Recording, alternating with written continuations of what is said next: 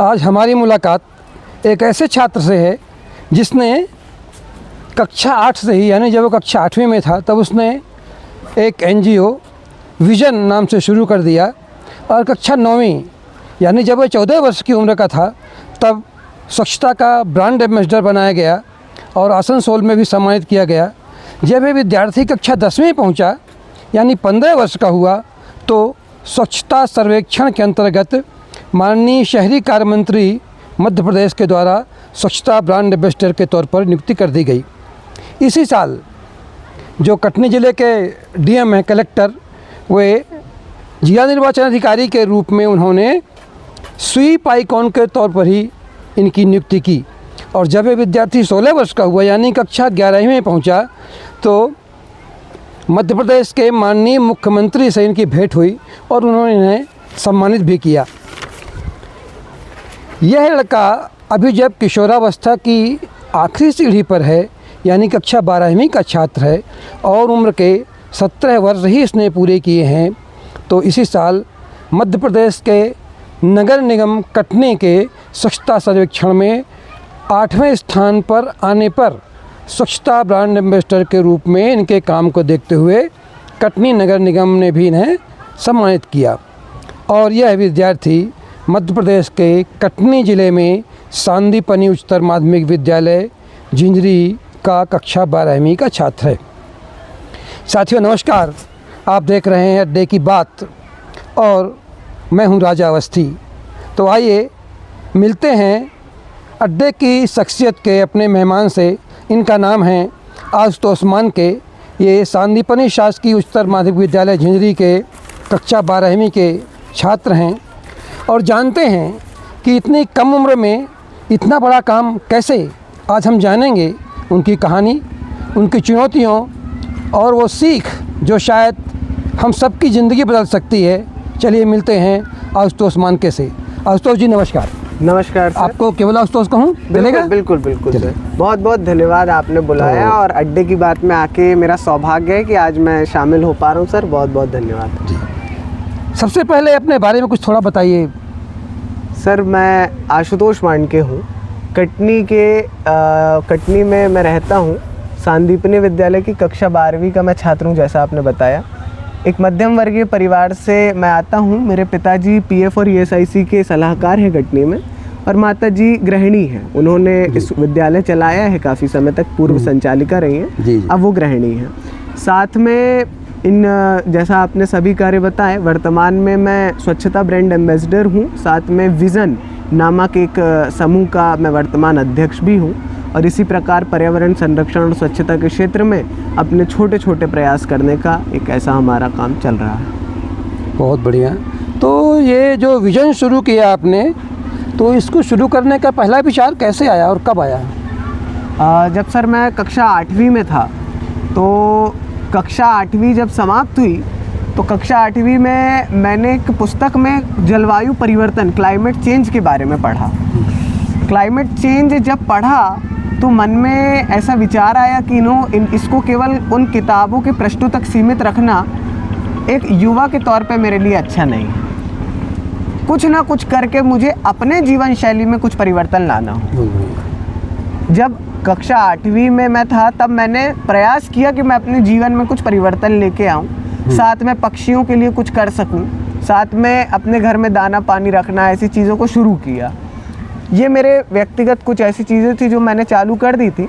जब कक्षा 8वीं का अंत हुआ तो मेरा विद्यालय जो था उस समय चैंपियंस स्कूल नई बस्ती कटनी का, वो 8वीं तक ही था। तो विद्यालय भी समाप्ति की ओर था। विद्यालय समाप्त होने के बाद मैं और मेरे जो मित्र थे, हमने एक साथ कैसे रहा जाए, ये ऐसा विचार आया। तो इसे कहना चाहिए कि एकदम से ये वो हुआ और माँ प्रकृति चाहती थी कि हम उनकी सेवा में लगें। तो ऐसे कुछ 4-5 विचारों में से एक विचार आया कि एक ऐसा समूह बनाया जाए जो पर्यावरण संरक्षण में काम करे और जो माँ प्रकृति की सेवा में काम करे। तो बस वहीं से विज़न की शुरुआत हुई। कुछ 8 लोग हमारे साथ थे। 8 में से एक समय आया 3 लोग बचे। 3 लोगों में से जब मैं सांदीपनि विद्यालय में आया तब कुछ हाथ और लगे और आज जो एक बीज हमने बोया था वो उपवन बना और आज अगर मैं बोलूँ एक पूरा वन बन के तैयार हो गया तो गलत नहीं होगा। आज मध्य प्रदेश का ऐसा सबसे बड़ा समूह हमने तैयार किया है और 200 से अधिक हमारे विजनर्स आज के समय में पूरे मध्य प्रदेश के साथ पूरे देश के अलग अलग राज्यों से हैं और सब 8 वर्ष से 18 वर्ष की कैटेगरी में हैं। क्या बात। तो इस प्रकार से हम काम करते आ रहे हैं और निरंतर ये कार्य चल रहा है। चलिए, बहुत अच्छा है। जैसा कि आपने बताया कि आपके एनजीओ का नाम विज़न है और अब लगभग 200 बच्चे इसमें जुड़ चुके हैं जी। और ये कितनी अच्छी बात है कि सब 8 और 18 वर्ष के बच्चे हैं। जिस उम्र में बच्चे खेलते हैं, शैतानियाँ करते हैं और उस उम्र के बच्चे आज पर्यावरण और स्वच्छता के लिए काम कर रहे हैं, तो निश्चित रूप से बहुत आशा पैदा करने वाली बात है। तो आपका इसमें कोई अलग से कोई विशेष प्रोजेक्ट भी लिया आपने कि पर्यावरण भर पर काम कर रहे हैं? विज़न वर्तमान में पर्यावरण संरक्षण, जलवायु परिवर्तन को कम करना, ऐसे 3 स्तंभ हमने रखे हैं।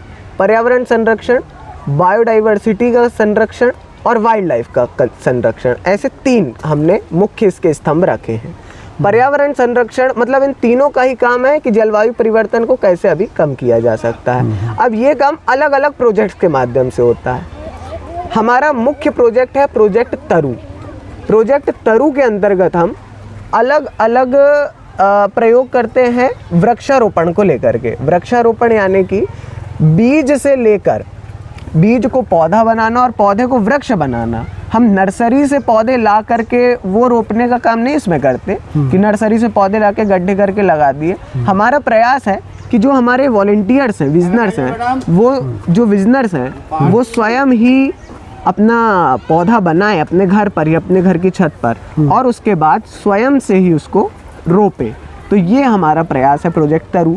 प्रोजेक्ट आशियाना है पक्षियों के लिए। प्रोजेक्ट परिवर्तन है सिंगल यूज़ प्लास्टिक को कम करने के लिए। ऐसे अनेकों प्रोग्राम निरंतर जारी हैं। निर्मल सलिल अभियान है हमारे वाटर बॉडीज़ के कंजर्वेशन के लिए। और इन प्रोजेक्ट्स के अंदर सब प्रोजेक्ट्स बना करके छोटे छोटे काम, अलग अलग दायित्व हम लोगों को देते हैं अपने वॉलंटियर्स को, जिससे वो सीखते हैं और इस प्रकार के कार्य चल रहे हैं। बहुत बढ़िया है। हमारे साथ भी मैडम मंजुलता जी हैं।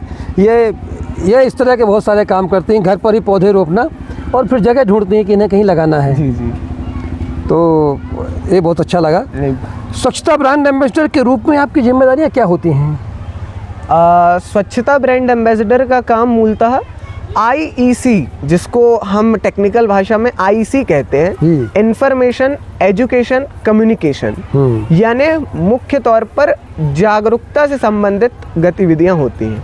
किस प्रकार हम अपने नगर निगम कटनी के अंतर्गत और अब तो पूरे मध्य प्रदेश के साथ ही पूरे देश के नागरिकों को एकजुट कैसे कर सकते हैं, और जो माननीय प्रधानमंत्री जी का भी एक विजन है कि जन सहभागिता के साथ हम कैसे स्वच्छता को एक उत्सव के तौर पे लाएं और सबके साझा दायित्व स्वभाव स्वच्छता और संस्कारों में स्वच्छता कैसे लाएं, तो ये काम हम करने का प्रयास करते हैं इसमें। तो ब्रांड एम्बेसडर के तौर पे जागरूकता मेरा एक मुख्य काम है। बहुत बढ़िया है। अच्छा, अब तक बहुत सारे काम किए, तो किस काम पर आपको सबसे ज़्यादा गर्व महसूस हुआ? बिल्कुल, अभी तक काफ़ी सारे ऐसे कार्य हैं जो कर रहा हूँ निरंतर। तो सबसे ज़्यादा गर्व मुझे तब महसूस होता है जब मेरे कार्यों को देखते हुए कोई मेरे पिताजी या मेरी माताजी से संबंधित जब कोई उनके माध्यम से मेरे से ना परिचित हुए, जब उनको ये बताता है, उनको ये नहीं पता होता कि मैं उन्हीं का पुत्र हूँ, और जब वो उनको बताता है कि अरे ये देखो एक ऐसा ऐसा बच्चा है, आपके बच्चे जैसा ही काम कर रहा है, तो आप देखिए, तो जब वो बताते हैं कि ये तो हमारा ही पुत्र है, तो वो एक मेरे लिए बहुत बड़ा गर्व का विषय होता है। जाहिर तौर पर हर पुत्र के लिए ये एक बहुत बड़ी बात होती है, और मुझे लगता है कि इस प्रकार आप सभी के आशीर्वाद से कार्य निरंतर चलते रहेंगे, तो ऐसे और बहुत बढ़िया है। अच्छा, कोई ऐसी एक घटना बताएं जिसने आपको बहुत प्रभावित किया हो? एक घटना वो ये है, जब मैं बहुत प्रारंभ में हमारे 3 से 4 सदस्य ही थे केवल समूह में, तब हम लोग जब काम कर रहे थे, तो तब बहुत सुनना पड़ता था। स्वच्छता का काम करते थे कटनी जंक्शन के सामने, बहुत गंदगी थी। अब तो बहुत अच्छा हो गया वो, मगर बहुत गंदगी थी। तो तब हम लोग जब काम करते थे, मेरी सिस्टर आयुषी भी मेरे साथ में थी उस समय, अभी भी हैं, काम कर रही हैं वो भी। तो जब हम लोग वो कर रहे थे, तब RPF ने डांटा, चिल्लाया, बहुत सारे लोगों ने, जीआरपी ने कि ये सब मत करो, यहाँ से अलग हो, बिल्कुल मत करो, यहाँ से जाओ, फिर भी हम लोग लगे रहे। और उस समय जब हम देखे कि बगल में छोटे छोटे से बच्चे जो जिनका घर नहीं था, छोटे छोटे से बच्चे वहाँ पे रहा करते थे, वो कचरा वही लोग डालते थे, पानी पाउच और दूध के पैकेट से लेके सारी चीज़ें। और जब उनने देखा कि ये चिल्लाने के बाद भी 3 से 4 बार हो गया, रोज़ आ रहे हैं, बिल्कुल छोटे से बच्चे, जब वो भी उसमें साथ में लग गए और जब वो साथ में काम करने लगे, तो वो वास्तव में दिल से बहुत अच्छा लगा कि हाँ, हम एक सही काम कर रहे हैं। और जो एक मन में आती ना बात कि मेरे करने से क्या होगा, तो ये उसका उत्तर स्वयं ही मिल गया। शायद अगर ये घटना ना हुई होती तो आगे हम बढ़ ही नहीं पाते, क्योंकि बार बार सुनने मिलता था। और वास्तव में जाहिर तौर पर अब कोई कैसे ही वो करेगा कि 2 बच्चे 3 बच्चे सफाई कर रहे हैं, तो बस जब वो 3-4 बच्चे छोटे से आए और वो लग गए, तो मेरे को लगा कि ये वास्तव में एक प्रभाव डालता है लोगों के ऊपर और हमें मिशन लगातार जारी रखना चाहिए। बिल्कुल, मैं ये प्रश्न पूछने वाला था आपसे कि बहुत सारे लोगों की आलोचनाएं और मजाक भी झेलना पड़ा होगा।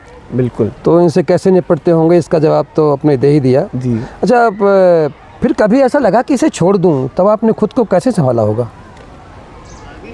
इसमें तो मैं अपने माता पिता को, अपनी सिस्टर को, जैसा मैंने बताया, मैं पूरा श्रेय दूंगा। वास्तविक तौर पर जब शुरुआती समय, अब तो नहीं ऐसी स्थिति आती, शुरुआती समय में ये काम ऐसा नहीं था कि जैसा हम देखते हैं, बहुत कठिनाइयों का सामना करना पड़ा। परंतु उस दौरान मेरे माता पिता ने, मेरी बहन ने जितना मेरे को सहयोग किया, बिल्कुल मन में आता था कि क्यों करना, कोई आवश्यकता नहीं, सब छोड़ दिया। 8 लोग थे, 3 लोग बचे, 3 में से भी कोई नहीं, कभी हमने अकेले भी किया, मगर मेरी सिस्टर का सहयोग इसमें रहा कि नहीं, हम चलेंगे। हम लोग स्कूटी में जाके अपना काम छोड़ करके हम घर से झाड़ू लेकर जाते थे। 1 झाड़ू खराब हो गई, 2 झाड़ू, पूरी सीख निकल गई, वो पूरा तितर बितर हो गया, मगर नहीं, हम लगे रहेंगे, हम काम करेंगे। और माता पिता का सहयोग हमेशा रहा, जिसके कारण हम निरंतर काम करते रहे। अच्छा, स्कूल और NGO संस्था दोनों को संभालना तो काफ़ी मुश्किल होता होगा, कैसे मैनेज कर लेते हैं? मेरा ऐसा मानना है और मैं हर को ये संदेश दूंगा, हमारी जो अभी एकेडमिक हमारा जैसा चल रहा है, तो ऐसा मैंने कभी नहीं देखा कि इन कामों के कारण उसमें कोई भी रुकावट या बाधा बनी है। एक बहुत बड़ी बात है कि ऐसा नहीं है कि मैं अपनी पढ़ाई पे ध्यान नहीं देता हूँ। कक्षा 10वीं में मैंने 92% प्राप्त किए थे, 92% प्राप्त किए थे। बहुत अच्छा नहीं है, मगर बहुत ख़राब भी नहीं है।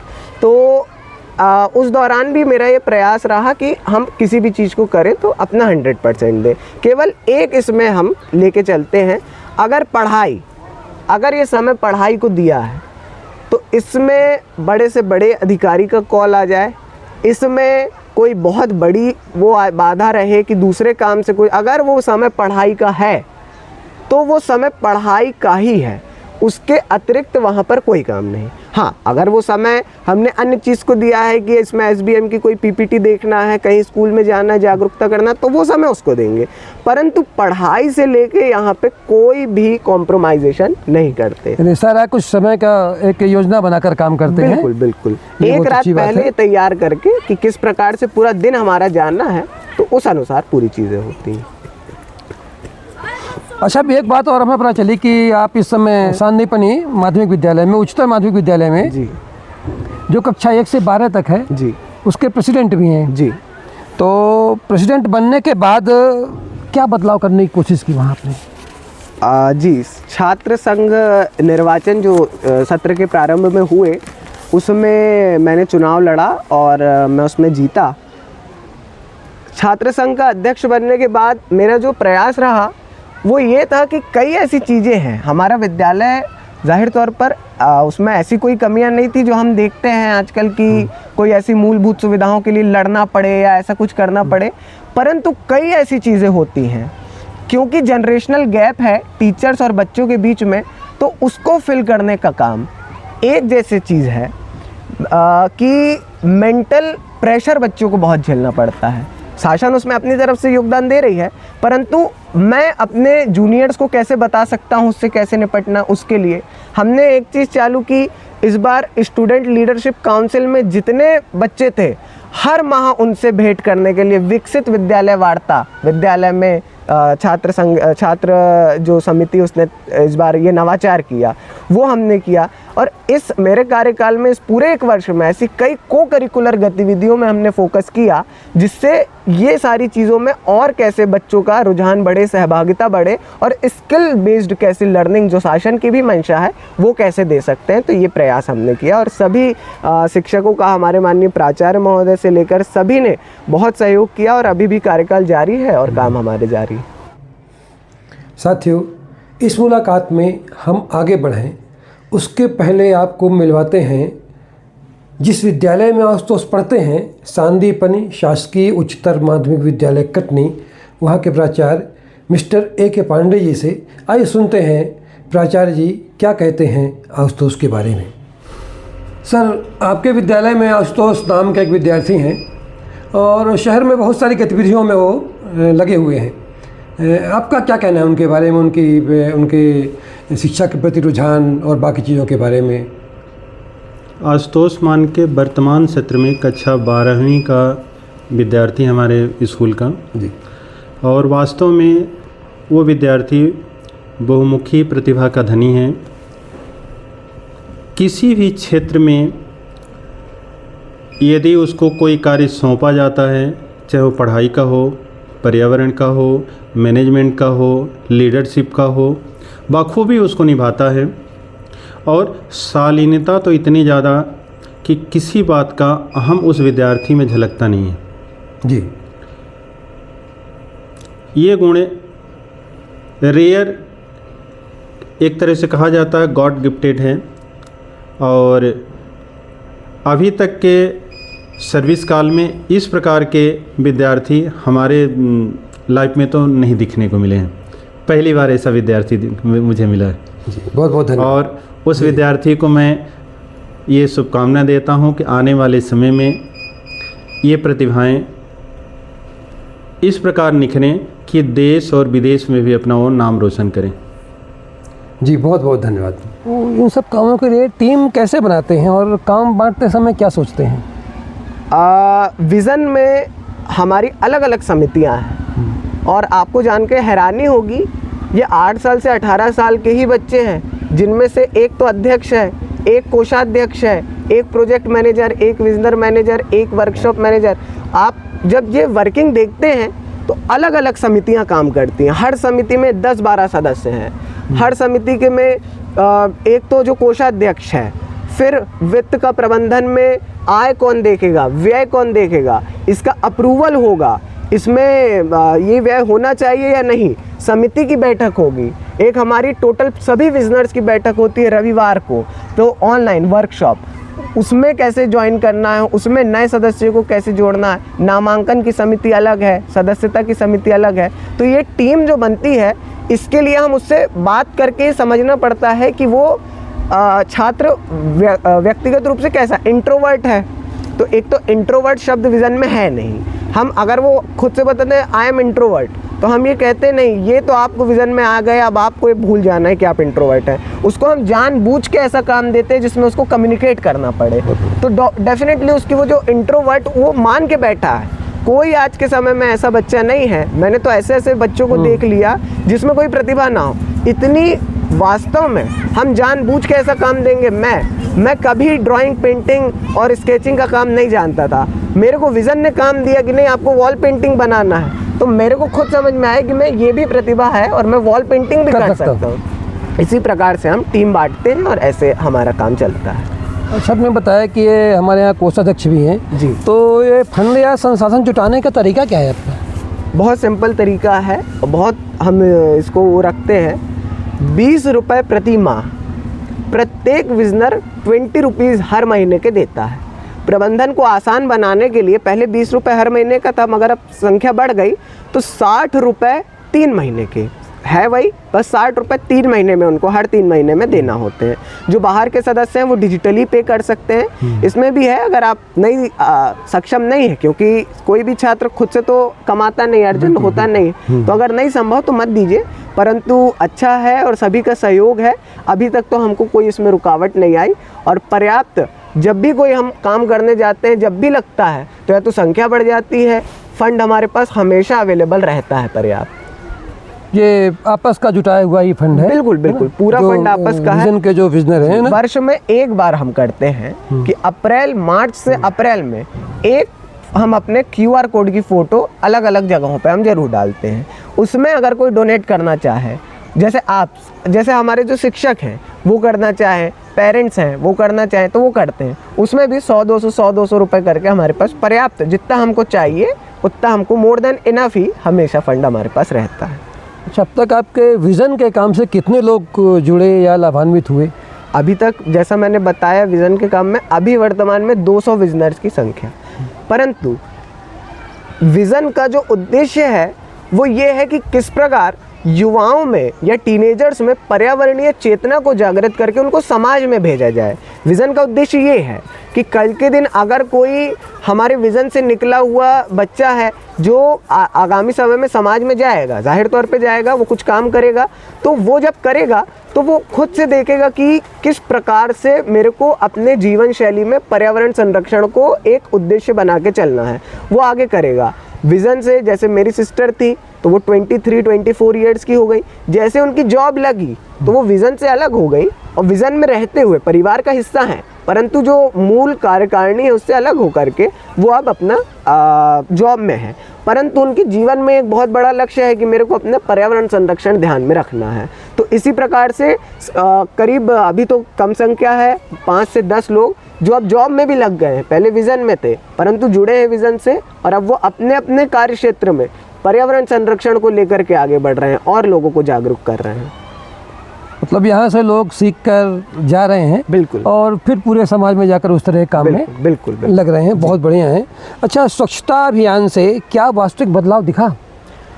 हाँ, स्वच्छता अभियान से मैं 22 दिसंबर 2022 को मेरी नियुक्ति हुई थी, तब से लेकर आज तक, अभी भी दिसंबर ही चल रहा, अभी 22 तारीख गई कुछ समय पहले ही, 3 वर्षों में वास्तविक तौर पे मैंने देखा कि मैं तो मूलतः स्कूली छात्रों, युवाओं के साथ ही काम करता हूँ, उनमें भी बहुत बड़ा परिवर्तन देखने को मिला।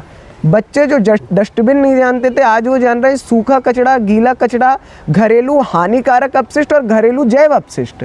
4 डस्टबिन के नाम उनको रटे हुए हैं, बच्चों को मालूम है, और बच्चों के माध्यम से उनके घर में आवाज़ पहुंची तो घर वालों को भी मालूम है। बच्चों को मालूम है कि थैला ही उपाय, काजू किशमिश मेवा है, प्लास्टिक जानलेवा है। इस प्रकार की चीज़ें बच्चों के मन में बैठ गई हैं, और जिन जिन छात्रों से मैं जुड़ा हूँ, कभी कभी मेरे को दिल से अच्छा लगता है कि हमारे प्रयास वास्तव में फलीभूत होते हुए हमको नज़र आ रहे हैं। बहुत बढ़िया। एक बार इन 4 डस्टबिन के उपयोग और बता दीजिए हमारे दर्शकों को। बिल्कुल, तो जो बच्चे देखेंगे, युवा देखेंगे, उन्हें और थोड़ा प्रेरणा मिलेगी। वर्तमान में नगर निगम कटनी के द्वारा जो कचरा संग्रहण वाहन संचालित हैं, उनमें 4 प्रकार के डस्टबिन हैं। गीला कचरा, सूखा कचरा। गीले कचरे में हमारे किचन से निकलने वाला जो वेस्ट है, चाय पत्ती है, सब्जियों के छिलके, फलों के छिलके, बचा हुआ भोजन है, इस प्रकार की चीज़ें आती हैं। सूखे कचरे में प्लास्टिक है, रैपर्स हैं, नारियल है, बॉटल्स हैं, इस प्रकार की चीज़ें हैं। घरेलू हानिकारक अपशिष्ट, ये इसलिए है कि हमारे सफाई मित्रों को सेग्रीगेट, कचरा पृथक करते हुए कोई समस्या ना हो, इसलिए हानिकारक अपशिष्ट है, जिसमें कांच के टुकड़े, जंग लगे लोहे के टुकड़े, इंजेक्शंस वगैरह हैं। और घरेलू जैव अपशिष्ट, सैनिटरी पैड्स हैं, डायपर्स हैं, और जो इस प्रकार की चीज़ें हैं, जो पट्टी है ना, जो लग जाता है, वो सारी चीज़ें जो हैं वो घरेलू जैव अपशिष्ट। घरेलू जैव अपशिष्ट का रंग, डस्टबिन का रंग है पीला, हानिकारक अपशिष्ट का काला, सूखे कचरे का नीला और गीले कचरे का हरा। इस प्रकार से 4 डस्टबिन। आपको काफ़ी पुरस्कार भी मिले हैं, तो इन सम्मानों में कौन सा सबसे खास रहा? सबसे खास सम्मान, जैसा आपने मेरे बताते समय भी आपने कहा, सबसे मेरे को जो दिल से अच्छा लगा वो सम्मान आसनसोल, पश्चिम बंगाल की एक संस्था हमारा संकल्प संस्था के स्थापना दिवस में 1 मार्च 2023 उन्होंने स्वयं से कार्यों को देखा, नॉमिनेशन की वो नहीं थी, स्वयं से कार्यों को देखा और उनको ऐसा कुछ लगा कि इसको देना चाहिए। उन्होंने पश्चिम बंगाल बुला के मुझे सम्मानित किया। अब ख़ास बात क्या है, ख़ास बात ये है वो संस्था जो चलाते हैं वो है श्री अजय सिंह। अजय सिंह जी पीएफ के कमिश्नर हैं, पहले जबलपुर में ईपीएफ के असिस्टेंट कमिश्नर थे और मेरे पिताजी पीएफ के ज़िले के सलाहकार हैं। तो अब वही जैसा मैंने बताया सबसे बड़े गर्व की बात, तो जब ऐसा कांटेक्ट बना और जब पिताजी को पता चला कि वो उन्हीं के सीनियर हैं और जब उनको पता चला कि ये गोविंद मानके जी का लड़का है, तो जो उस बीच में मेरे को जो गर्व की अनुभूति थी, और हम दोनों ही, मैं और मेरे पिताजी ही उस अवार्ड को लेने गए और जब वो भी मंच पर खड़े थे तो वो जो मेरी अनुभूति थी उस समय की वो शब्दों में बयां नहीं की जा सकती। और वही वास्तव में एक बहुत बड़ा, सबसे बड़ा अवार्ड मेरे लिए वही रहा। बहुत बढ़िया है। अच्छा, आगे आपकी पढ़ाई के संबंध में और विज़न को लेकर क्या योजनाएं हैं? आगामी समय में मेरी कक्षा 12वीं पूर्ण होने के बाद अभी माता पिता के और अन्य लोगों के मार्गदर्शन से ये निर्णय लिया गया है कि आगामी समय में मैं पत्रकारिता और जनसंचार के क्षेत्र में जाना चाहूँगा। तो मैं bachelors in journalism and mass communication या इससे ही संबंधित कोई बैचलर डिग्री के लिए आगामी समय में जाऊँगा, ऐसा अभी ये निर्णय लिया है। और विज़न को लेकर तो बहुत सारी ऐसी चीज़ें हैं। आगामी 3 वर्षों में मैं विज़न को एक ऐसी बॉडी बना देना चाहता हूँ, एक ऐसा समूह बनाना चाह रहा हूँ, हम सभी लोग मिल कर के, सभी सदस्य मिल कर के, कि मैं रहूँ या ना रहूँ, विज़न रहना चाहिए इस प्रकार से कि वो कुछ ऐसा डेवलप हो जाए और होगा कि निरंतर चलता रहे। तो उसको लेकर अभी से हमारी चर्चा है। और चूँकि मैं भी आने वाले समय में जो उसकी कैटेगरी है उससे बाहर आ जाऊंगा, तो कौन अगला कैसे क्या मैनेजमेंट होगा, हमने इसके लिए VMDC का निर्माण किया है, vision management and development committee. इसमें अलग अलग बाहर से भी कुछ ऐसा एक बोर्ड हम गठित कर रहे हैं कि बाहर से भी जो व्यापक महान पर्यावरणविद है वो भी इसमें शामिल हों, कुछ हमारे मार्गदर्शक संरक्षक शामिल हों, वो सब लोग मिल करके भी आगामी निर्णयों में हमारा साथ दें। तो ऐसे करके हम विज़न को आगे चाहते हैं कि हम बढ़ें। अच्छा, अगर आपको मौका मिले तो सरकार को और समाज को भी कोई सुझाव देना चाहेंगे, कोई सलाह? बिल्कुल, वर्तमान में समाज को तो यही सुझाव है कि हमको अपना, भारत में जिस चीज़ की मैंने कमी देखी वो है सिविक सेंस, और उसी सिविक सेंस को डेवलप करने का काम जिम्मा मैंने उठाया। अपनी ओर से तो हम लगे हैं, प्रयास कर रहे हैं, शासन भी लगा है, और हम सभी लोग मिलकर के यही चाहते हैं कि सारे सिटीजन्स अपना, केवल अपना साझा दायित्व, जो मूल दायित्व है, उसको पहचाने और राष्ट्र निर्माण में अपनी भूमिका निभाएं। राष्ट्र के प्रति जो हमारी भूमिका है उसको कहीं ना कहीं युवा भी और समाज भी भूलता जा रहा है, जो हमको ध्यान रखना चाहिए।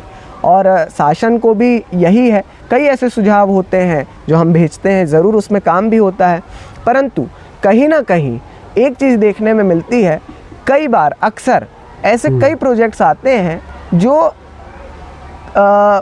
ज़मीनी स्तर से लेकर के और सोचने के स्तर से, इनमें बहुत बड़ा गैप होता है। तो मैंने कई बार बोली भी हैं बातें और सुधार होते हैं, परंतु मैं यहाँ पे भी ये बात रखूँगा कि बहुत बड़ा गैप बीच में बिल्डअप हो गया है, जिसको हमको थोड़ा कम करना चाहिए, और ग्राउंड लेवल से अगर निर्णय और लिए जाएं तो बहुत अच्छा होगा। बिल्कुल, बहुत अच्छा सुझाव है आपका। और एक छोटी सी बात जो हर व्यक्ति को, हर विद्यार्थी को हर दिन करनी चाहिए, वो कौन सी होगी आपकी दृष्टि में? जो हर विद्यार्थी को हर दिन करना चाहिए, मैं तो यही कहूँगा कि अपने दिनचर्या में एक समय, छोटा सा समय ऐड करना चाहिए, जो नो टेक्नोलॉजी बोल लीजिए या जो भी उसको बोलें। एक तो हम सभी को पढ़ने में और सुनने में, मैं भी इसमें अभी मैं सफल बिल्कुल नहीं हुआ हूँ और बहुत कठिन है, परंतु असंभव नहीं। पढ़ने में ध्यान देना है, पढ़ना यानी साहित्य में, या अभी तो प्रारंभिक समय में कुछ भी, आपके खुद इतनी टेक्स्ट बुक्स हैं, तो लिटरेचर जो आपका हिंदी इंग्लिश है उसको पढ़ने में थोड़ा सा समय व्यतीत करें, और अपने माता पिता, दादा दादी जो घर में ग्रैंड पेरेंट्स हैं, उनके साथ थोड़ा 5 मिनट, 10 मिनट, 15 मिनट दीजिए। दिन का बताइए क्या हुआ, अपने पिताजी से समझने का प्रयास करिए कि क्या उनका जीवन अभी किस प्रकार चल रहा है, क्या कठिनाइयाँ हैं और क्या आप भी उसमें कुछ कर सकते हैं। आप अपनी माताजी से समझिए कि आज उनने क्या काम किया। दादी से उनके अनुभव प्राप्त करिए, दादाजी से बात करिए, क्योंकि ये मेरे को मालूम है और बिल्कुल मैं ये हमेशा सोचता हूँ, आज हमारे पास परम सौभाग्य का विषय है कि ये सब अभी अवेलेबल है, आने वाले समय में ये अवेलेबल नहीं रहेगा। बहुत बहुत धन्यवाद आशुतोष जी। और आपकी कहानी सच में बहुत प्रेरणा देती है कि अगर इरादा हो कुछ अच्छा करने का तो उम्र कोई मायने नहीं रखती। और आपको बहुत बहुत धन्यवाद, आप अड्डे की बात में आए। बिल्कुल दोस्तों, अगर आपको बातचीत पसंद आई हो तो इस वीडियो को लाइक करें, शेयर करें और सब्सक्राइब जरूर करें ताकि ऐसी प्रेरक कहानियाँ आप तक पहुँचती रहें। तो मिलते हैं अगले एपिसोड में, तब तक के लिए धन्यवाद, नमस्कार।